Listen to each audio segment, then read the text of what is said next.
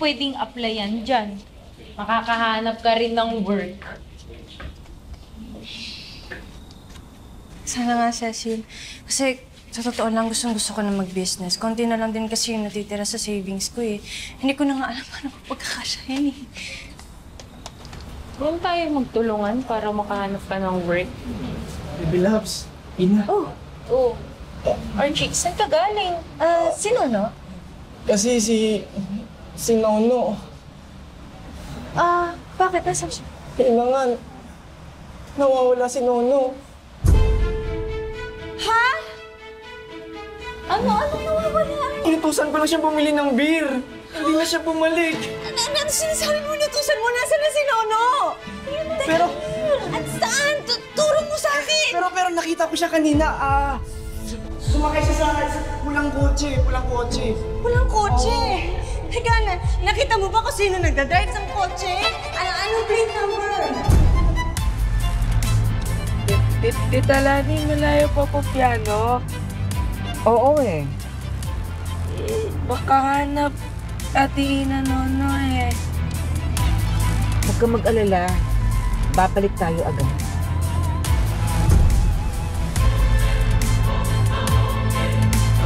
Pinagod mo rin ako sa pag-aalaga sa yung abnormal ka. Mas maganda magkahiwalay kayo ni Ina para na sa paghahanap sa yung atensyon niya. Para hindi niya kami guluhin. Ganti ko na rin yan sa ilang taong pag-aalaga sa'yo.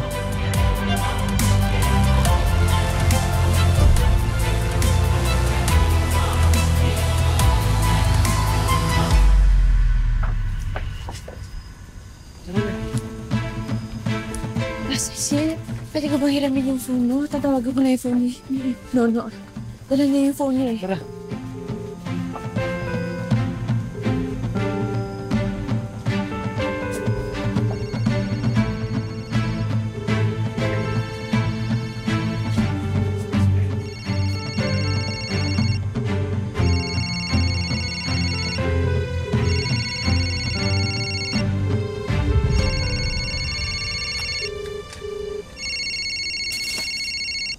Uy, ba't kayo minto?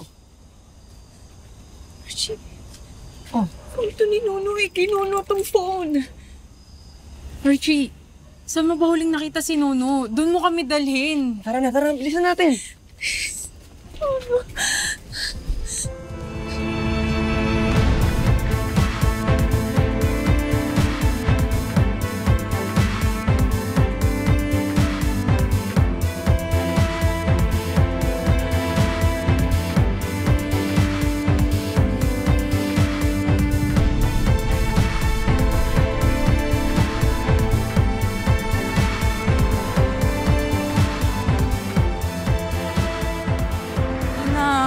Sorry.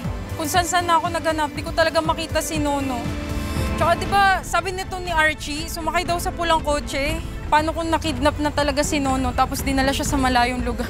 Hindi, walang masamang mangyayari sa kapatid ko. Diyos ko, hindi ko kakayanin kung masamang mangyayari sa kapatid ko. Ina, patawarin mo ako.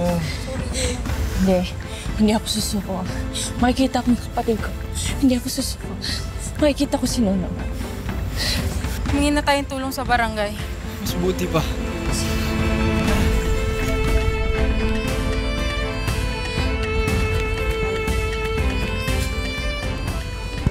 Tara. Kuya, tulong naman kuya. Tulong.